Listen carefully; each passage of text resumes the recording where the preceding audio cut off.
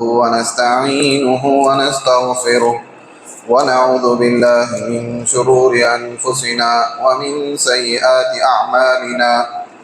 من يهده الله فلا مضل له ومن يضلله فلا هادي له، وأشهد أن لا إله إلا الله وحده لا شريك له، وأشهد أن محمدا عبده ورسوله. أما بعد، فإن خير الحديث كتاب الله، وخير الهدي هدي محمد صلى الله عليه وسلم، وشر الأمور محدثاتها، وكل محدثة بدعة، وكل بدعة ضلالة، وكل ضلالة في النار. فأعوذ بالله السميع العليم من الشيطان الرجيم. بسم الله الرحمن الرحيم. يا أيها الذين آمنوا اتقوا الله حق تقاته ولا تموتن إلا وأنتم مسلمون. يا أيها الناس اتقوا ربكم الذي خلقكم من نفس واحدة وخلق منها زوجها وبث منهما رجالا كثيرا ونساء، واتقوا الله الذي تساءلون به والأرحام، إن الله كان عليكم رقيبا. يا أيها الذين آمنوا اتقوا الله وقولوا قولا سديدا يصلح لكم أعمالكم ويغفر لكم ذنوبكم، ومن يطع الله ورسوله فقد فاز فوزا عظيما. تمام تعریف، کبریائی، بڑائی اللہ وحدہ لا شریک ہی کے لیے لائق و زیبا ہے۔ وہی ہم سب کا مالک، قابض، مدبر، معبود حقیقی ہے۔ تعریف صرف اسی کی ہو۔ سبحان اللہ بحمدہ، سبحان اللہ العظیم۔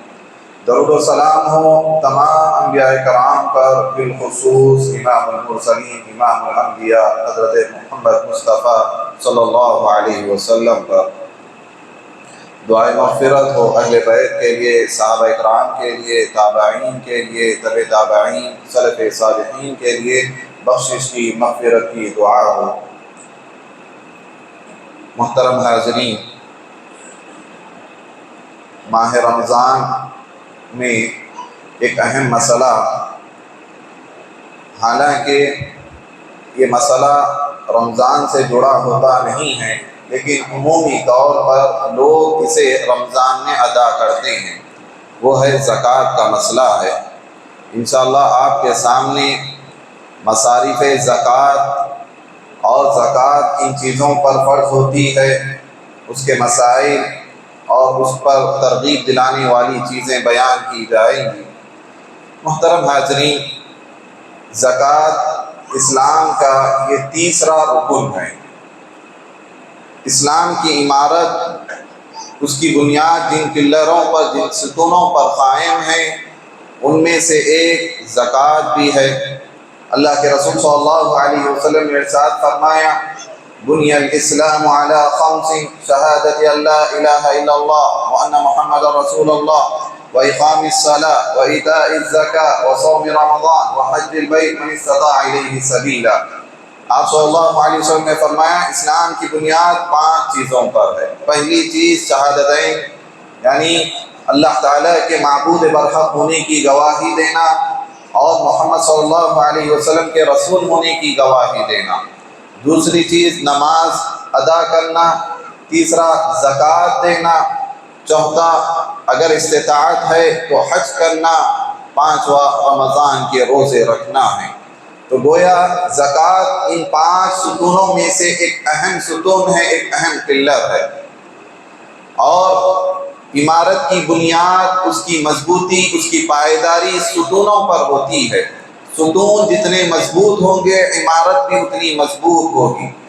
اگر ستون ہی گر جائے، منہدم ہو جائے، تو عمارت بھی زمین بوس ہو جائے گی، گر جائے گی۔ یہ عمارت اسلام ہے، لہذا ہمیں چاہیے کہ ہم اسے مضبوط کرنے والے بنیں، ہم اس کے حق ادا کرنے والے بن جائیں۔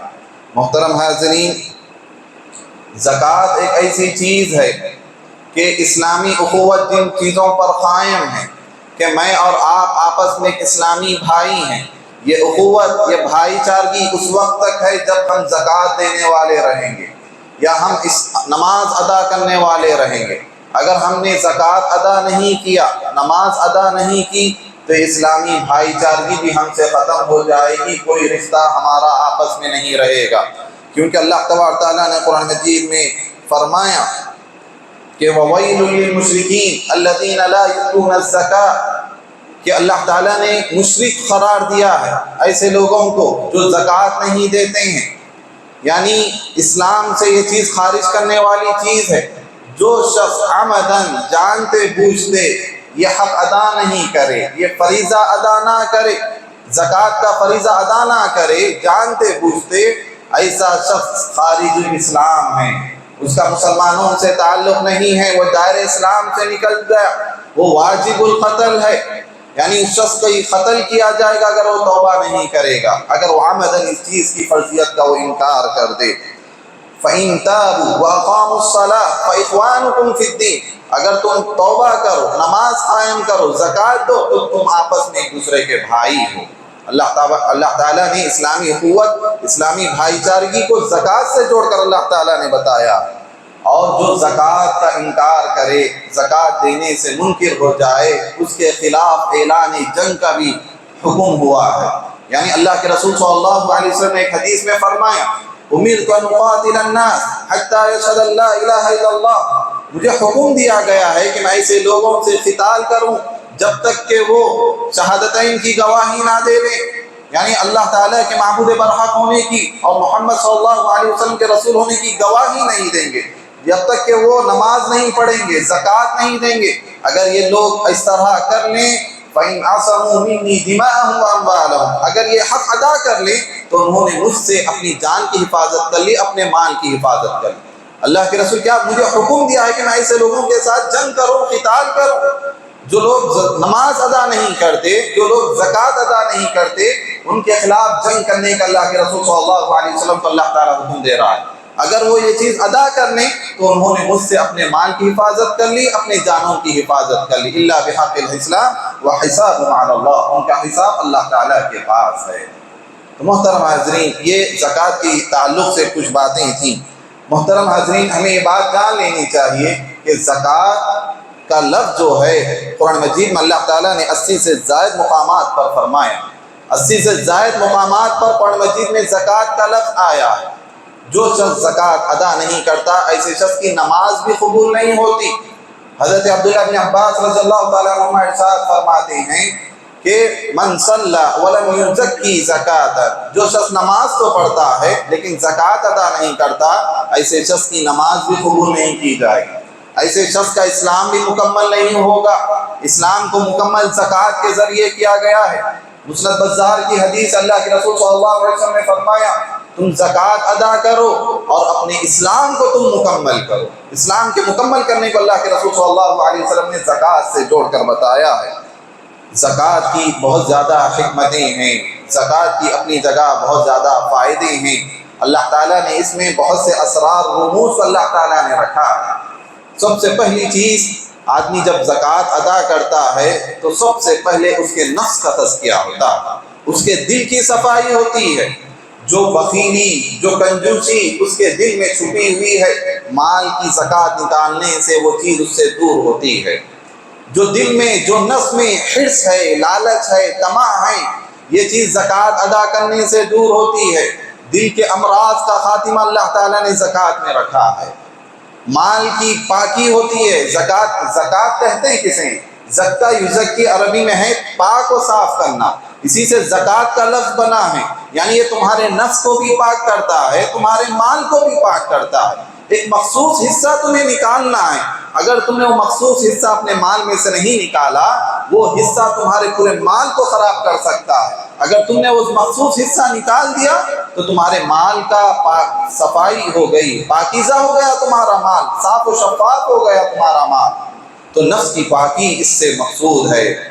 اسی طرح اس سے آفتیں، مصیبتیں بھی دور ہوتی ہیں، پریشانیاں دور ہوتی ہیں زکوٰۃ نکالنے سے۔ اسی طرح معاشرے میں ایک امن قائم رہے گا، محبت و الفت قائم رہے گی، بھائی چارگی قائم رہے گی زکوٰۃ ادا کرنے سے۔ ایک غریب کو، ایک مالدار آدمی جب زکوٰۃ نکالتا ہے تو اس کے اندر ہمدردی کا جذبہ پیدا ہوتا ہے، شفقت کا جذبہ پیدا ہوتا ہے، محبت کا جذبہ پیدا ہوتا ہے، ایک غریب کے دکھ کو جاننے کا جذبہ اس کے اندر پیدا ہوتا ہے، ایک غریب کے درد کی درمان پر یہ چیز ابھارتی ہے یہ چیز، اور جب وہی چیز جو لینے والا ہے اس کے دل میں بھی ان سے محبت پیدا ہوتی ہے، ان کے اندر بھی صبر کا مادہ پیدا ہوتا ہے، ان کے اندر بھی شکر کا مادہ پیدا ہوتا ہے۔ گویا زکوٰۃ نکالنے سے معاشرے کی اصلاح ہوتی ہے، معاشرے کے اندر کی جو خرابیاں ہیں، جو کمیاں ہیں، اللہ تعالیٰ ان چیزوں کو زکوٰۃ کے ذریعے دور فرما دیتا ہے۔ اور زکوٰۃ ایسا نہیں کہ جیب میں سے کچھ پیسے نکال کر ہم عام جو صدقہ کرتے ہیں ویسا نہیں ہے، کچھ پیسے آپ جیب سے نکالے اور دے دیے اللہ کی راہ میں یا لوگوں کو تقسیم کر دیے، یہ زکوٰۃ نہیں ہے، اور نہ ہی یہ مالداروں کا کوئی احسان نہیں ہے غرباء پر۔ اللہ تعالیٰ نے مالداروں کو جو مال دیا ہے اس مال میں سے اللہ نے یہ حق واجب کر دیا ان پر کہ تمہیں غریب کو دینا ہے، معاشرے کے غریب طبقے پر تمہیں یہ چیز کو خرچ کرنا ہے۔ یہ کوئی احسان والا کام نہیں ہے، بلکہ آپ اپنی صفائی کے لیے اپنے مال میں سے حصہ دیتے ہیں۔ یہ اللہ تعالیٰ نے واجب حق تم پر قرار دیا ہے۔ خذ من اموالهم صدقة تطهرهم وتزكي بها وصل عليهم۔ اور ایک مقام پر اللہ تعالیٰ نے فرمایا والذین فی اموالهم حق معلوم، ان کے مالوں میں اللہ تعالیٰ نے مقررہ حق رکھا ہے، مانگنے والوں کو بھی دیتے ہیں، نہ مانگنے والوں کو بھی دیتے ہیں۔ تو اللہ تعالیٰ نے یہ حق ان پر عائد کیا ہے، آدمی اپنی جانب سے نہیں دیتا ہے اور نہ کوئی احسان کرتا ہے، بلکہ اللہ تعالیٰ نے وہ چیز اس پر واجب قرار دے دی ہے۔ حضرت معاذ بن جبل رضی اللہ تعالیٰ عنہ کو اللہ کے رسول صلی اللہ علیہ وسلم نے جب یمن کی طرف گورنر بنا کر بھیجا تو اس وقت آپ صلی اللہ علیہ وسلم حضرت معاذ کے ساتھ چلنے لگے، ان پر گھوڑے پر انہیں سوار کر دیے، اس سواری کی رکاب کے ساتھ اللہ کے رسول بھی پیدل چلتے رہے ان کے ساتھ اور انہیں نصیحت کرتے رہے، دیکھو تو ایسی قوم کے پاس جا رہے، وہ اہل کتاب ہیں، ان کے پاس ایسی ایسی چیزیں، تم اس طرح ان کے پاس دعوت کا کام کرنا، اصلاح کا کام کرنا۔ اللہ کے رسول نے پہلی نصیحت کر رہے ہیں، اے معاذ تم ایسی قوم کے پاس جا رہے ہو، لہذا تم انہیں سب سے پہلے اسلام کی طرف دعوت دینا، لا الہ الا اللہ کی طرف دعوت دینا، محمد الرسول اللہ کی طرف دعوت دینا۔ اگر وہ اسلام میں داخل ہو جائیں، کلمہ طیبہ کلمہ توحید کا وہ اقرار کر لیں، تو پھر دوسری چیز تمہیں یہ حکم دینا کہ اللہ تعالیٰ نے تمہیں دن میں 5 وقت کی نماز تم پر فرض کی ہے۔ اگر یہ بھی وہ بات مان لیں، پھر تیسرے مرحلے میں آپ نے فرمایا پھر انہیں تم یہ حکم دینا کہ اللہ تعالیٰ نے تمہارے مالوں میں سے ایک حق رکھا ہے، زکوٰۃ کا حق رکھا ہے، خود من اموالہم، انہی کے مالوں میں سے، مالداروں کے لوگوں سے لیا جائے گا اور انہی کے فقراء پر لوٹایا جائے گا۔ اللہ کے رسول صلی اللہ علیہ وسلم نے یہ مراحل، یہ ترتیب حضرت معاذ رضی اللہ تعالیٰ عنہ کو بتائے ہیں۔ محترم حاضرین، زکوٰۃ کے جو جن چیزوں پر یعنی فرض ہوتی ہے، کون سا مال ہے جن پر زکوٰۃ فرض ہوتی ہے؟ زکوٰۃ کی تعریف شریعت میں اس طرح کی گئی ہے کہ ایک مخصوص مال میں سے ایک مخصوص حصہ نکال کر مخصوص لوگوں میں تقسیم کیا جائے گا۔ پورے جو بھی مال ہے ہر مال پہ زکوٰۃ فرض نہیں ہوتی اور جتنا چاہے اتنی بھی نہیں ہوتی، مخصوص مال میں سے زکوٰۃ نکالی جائے گی، ایک مخصوص حصہ نکالا جائے گا اور پھر معاشرے کے مخصوص لوگوں میں سے تقسیم بھی کیا جائے گا۔ اور زکوٰۃ جن چیزوں پر، جن اموال میں تقسیم ہوتی ہے، نکالا جاتا ہے جس مال میں سے، جو جائیداد میں سے، اس کی 4 قسمیں اہل علم نے بتائی ہیں۔ پہلی چیز ہے سونا اور چاندی، سونا اور چاندی، اور اس کے لیے 2 شرطیں ہیں۔ پہلی شرط یہ ہے کہ وہ نصاب تک پہنچے، جس طرح نماز ہر بالغ پر فرض ہے، اسی طرح زکوٰۃ بھی ہر اہل مالدار، جو اہل ثروت معاشرے کا، جن کے پاس اتنا مال ہو جو مخصوص نصاب کو پہنچ رہا ہو، اس پر یہ زکوٰۃ فرض ہوتی ہے۔ پہلی شرط یہ ہے۔ دوسری شرط یہ ہے کہ حولان حول ہو، یعنی 1 سال گزر چکا ہو۔ یہ 2 شرطیں ہیں زکوٰۃ کے لیے کہ مخصوص نصاب تک پہنچے آپ کا مال، اور دوسرا 1 سال کی ملکیت اس پر سے گزر چکی ہو، 1 سال کے بعد یہ چیز فرض ہوتی ہے۔ اور اس میں جو سونا اور چاندی ہے، سونا اور چاندی پر زکوٰۃ فرض ہوتا ہے جبکہ آپ کے پاس اتنا سونا اور چاندی ہو جو مخصوص نصاب کو پہنچے۔ سونے کا نصاب 85 گرام ہے، 8.5 تولے ہے، 85 گرام اگر کسی کے پاس سونا ہے، اور اسی طرح چاندی 595 گرام کسی کے پاس چاندی ہے، 60 تولے اس سے تھوڑا کم، 595 گرام کسی کے پاس چاندنی ہے، اور اس پر 1 سال کا عرصہ گزر چکا ہے، تو اس پر زکوٰۃ فرض ہو جاتی ہے۔ اور وہ کتنا کہ وہ جو مال اس کے پاس ہے مارکیٹ ویلیو دیکھی جائے گی، پھر اس کے تحت کتنا اس کا مال کی ملکیت بنتی ہے، اس میں سے 100 میں سے 2.5% نکالا جائے گا، یا پورے مال کا 40واں حصہ زکوٰۃ نکالا جائے گا۔ اس میں ایک اہم معاملہ یہ بھی ہے، سونا کسی بھی شکل میں ہو، چاہے وہ بسکٹ کی شکل میں ہو، زیورات کی شکل میں ہو، کسی بھی چاہے آپ استعمال کرتے ہو، چاہے آپ استعمال نہ کرتے ہو، چاہے آپ نے اسے بینک میں رکھایا ہے یا کسی کے پاس بطور امانتاً رکھایا ہے، ہر حال میں وہ اس پر زکوٰۃ واجب ہو جاتی ہے۔ اللہ کے رسول صلی اللہ علیہ وسلم کے پاس ایک صحابیہ آئی، اور صحابیہ کے ایک بیٹی تھی، اس بیٹی کے ہاتھ میں سونے کے کنگن تھے۔ اللہ کے رسول صلی اللہ علیہ وسلم نے فرمایا کیا اس کی زکوٰۃ تو نکالتی ہو؟ انہوں نے کہا نہیں۔ آپ نے فرمایا کیا تم یہ بات پسند کرتی ہو کہ تمہاری بیٹی کو قیامت کے دن آگ کے کنگن پہنائے جائے، آگ کے کنگن پہنائے جائے؟ تو فوراً صحابیہ وہ کنگنوں کو نکال کے اللہ کے رسول کے حوالے کر دیتے ہیں، اللہ کے رسول یہ اب آپ کے حوالے، آپ جہاں چاہیں سے تقسیم فرما دیں۔ اسی طرح سونا اور چاندی کے ساتھ ساتھ یہ چیز بھی اس میں شامل ہو جاتی ہے کہ اگر کسی کے پاس اتنا روپیہ ہے، چاہے کاغذی نقدی پیسہ ہو، چاہے وہ دینار ہو، درہم، ریال کسی بھی شکل میں ہو، بینک میں رکھا ہوا یا آپ کے پاس رکھا ہوا ہو، اتنی مقدار میں آپ کے پاس پیسہ رکھا ہوا ہے جس سے آپ 60 تولے چاندی خرید سکتے ہیں، اور اس پر 1 سال کا عرصہ گزر چکا ہے، تو اس رقم میں سے بھی زکوٰۃ نکالی جائے گی۔ سونا اور چاندی کے حکم میں یہ چیز بھی آ جاتی ہے، پیسہ بھی آ جاتا ہے کہ اتنا پیسہ آپ کے پاس ہے جس سے آپ 8.5 تولے سونا خرید سکتے ہیں یا چاندی خرید سکتے ہیں، تو اس پر بھی زکوٰۃ واجب ہو جاتی ہے۔ اسی طرح کمپنیوں کے جو شیئرز ہوتے ہیں، جو حصص ہوتے ہیں، اس پر بھی زکوٰۃ ہوتی ہے کہ اس کی ملکیت اتنی ہے آپ کے پاس کہ آپ کے پاس کمپنی کے جو شیئرز رکھے ہوئے، جو حصص رکھے ہوئے ہیں، جس کی مالیت اتنے 60 تولے چاندی تک پہنچتی ہے، تب بھی اس پر زکوٰۃ واجب ہو جاتی ہے۔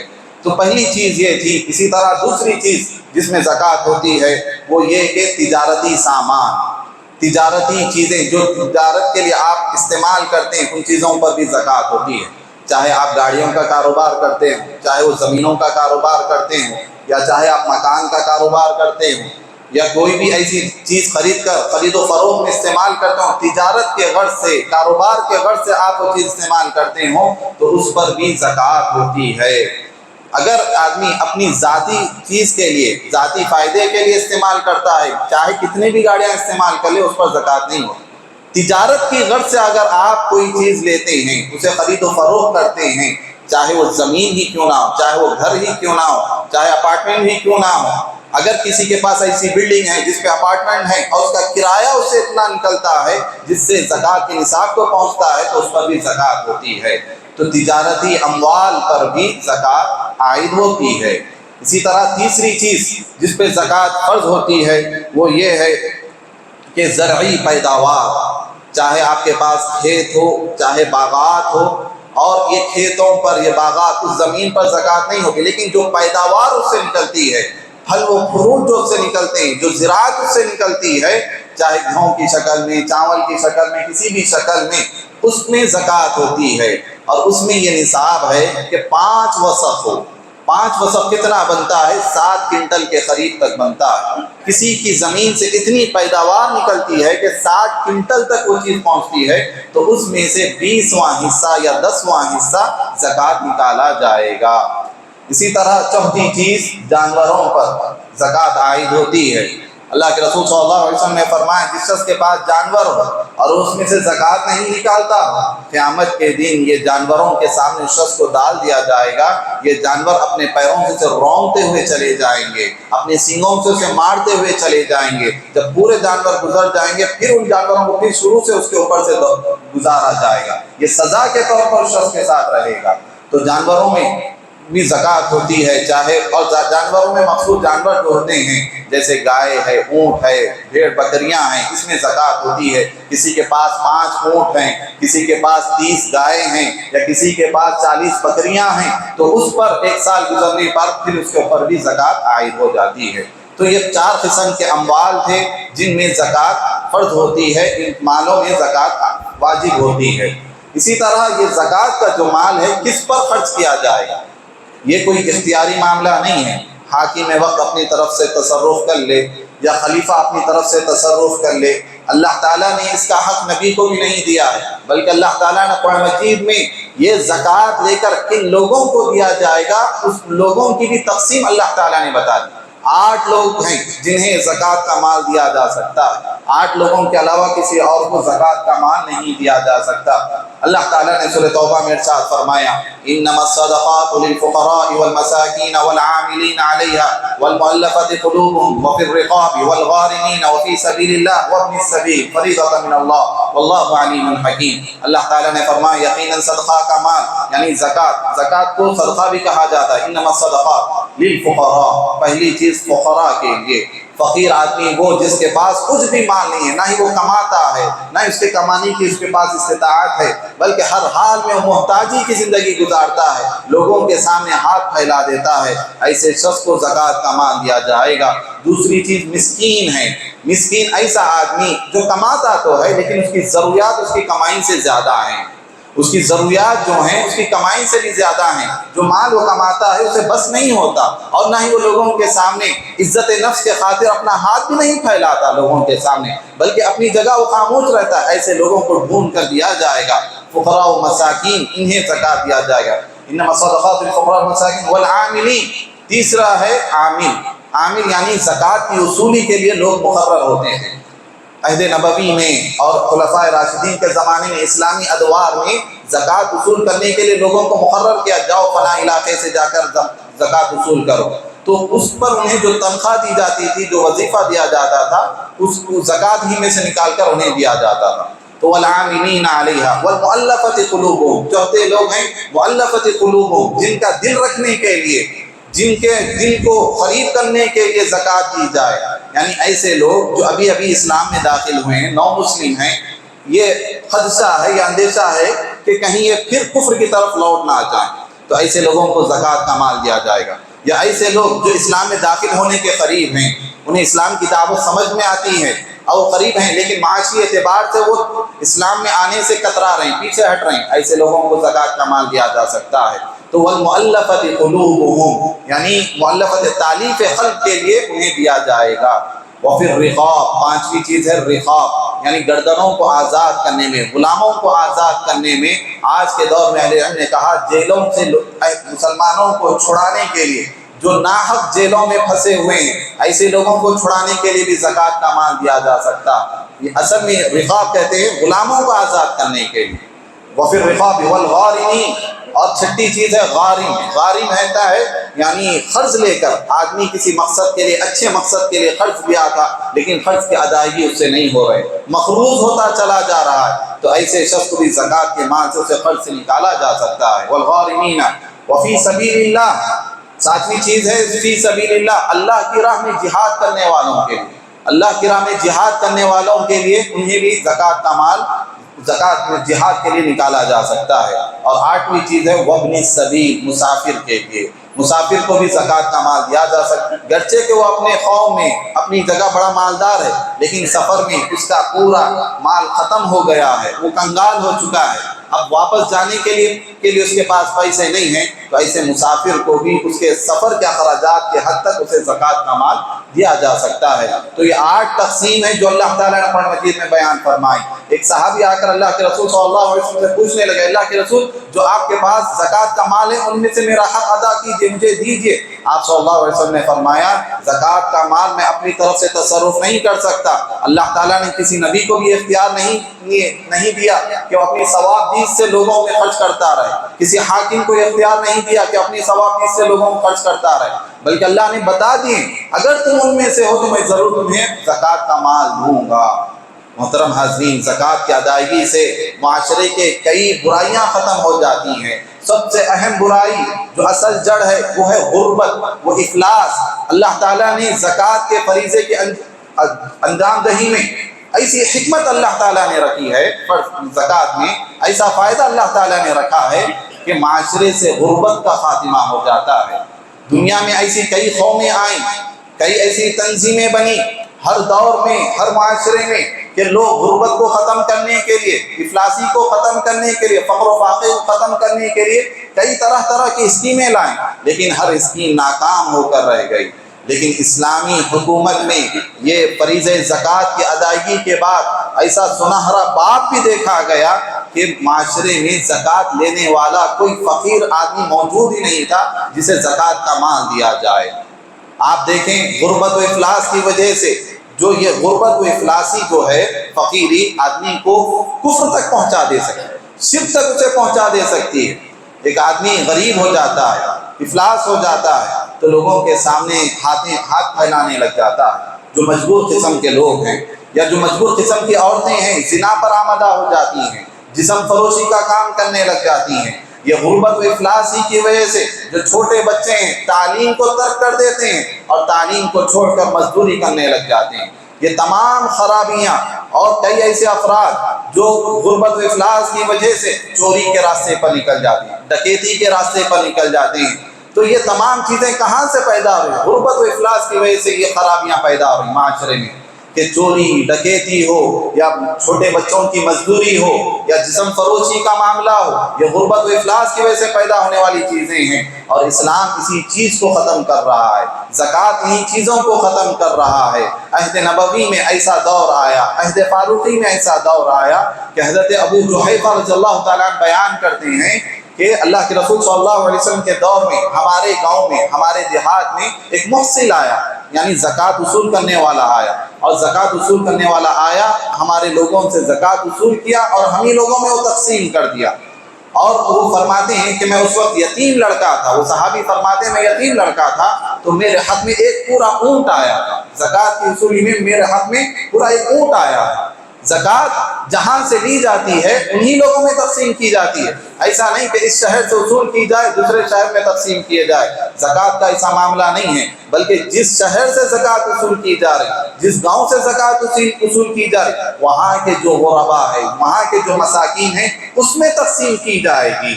حضرت عمر فاروق رضی اللہ تعالیٰ عنہ کے دور میں حضرت معاذ بن جبل رضی اللہ تعالیٰ عنہ جو بنو کلاب کے جگہ پر گئے تھے زکوٰۃ کی وصولی کے لیے، تو صحابی بیان کرتے ہیں کہ وہ جس حالت میں گئے تھے پورا زکوٰۃ کا مال تقسیم کر کے اسی حالت میں وہ آئے کہ ان کے پاس صرف ایک سواری تھی، گلے میں ایک رومال تھا، اسی رومال سے وہ واپس آئے تھے۔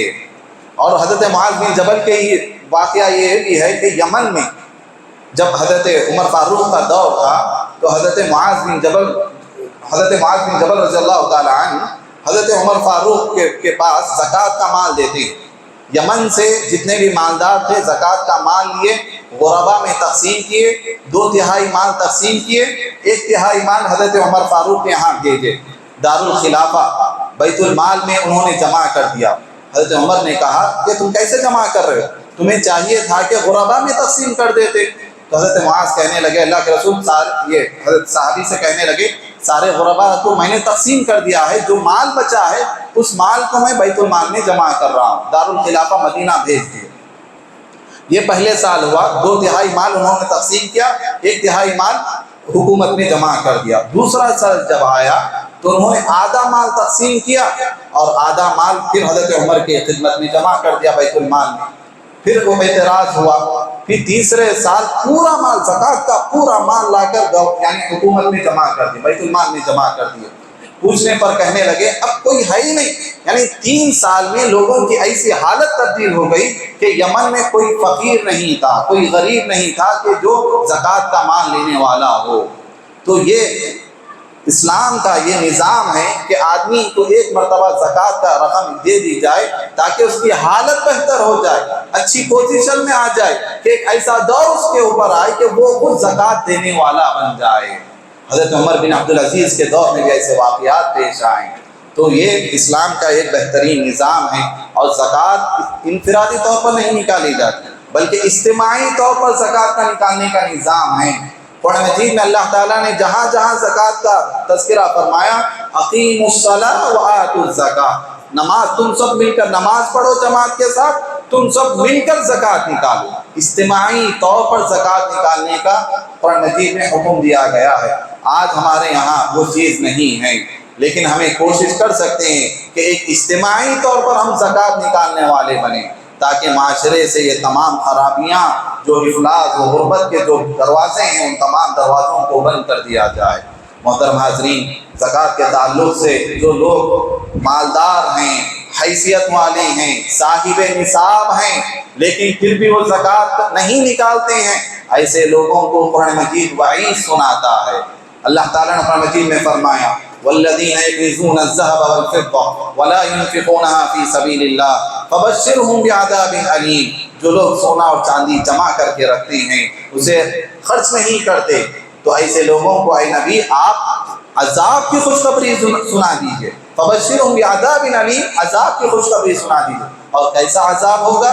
آگے اللہ تعالیٰ نے فرمایا یوم یحمى علیہا فی نار جہنم فتقوی بہا جباہم وجنوبہم وظہورہم ھذا ما کنزتم لانفسکم فذوقوا ما کنتم تکنزون، جو تمہارا مال ہے، سونا و چاندی جائیداد ہیں، انہیں جہنم کی آگ پر تپایا جائے گا، انہیں تختیوں کی شکل میں تپایا جائے گا، اور تپانے کے بعد اسی مال کو تمہاری پیشانیوں پر داغا جائے گا، تمہاری پہلوؤں پر داغا جائے گا، تمہاری پیٹھ پر داغا جائے گا، اور کہا جائے گا یہ تمہارا مال ہے، اب تم اس مال کا عذاب چکھو، اس کا مزہ چکھو، دیکھو کیسا ہے۔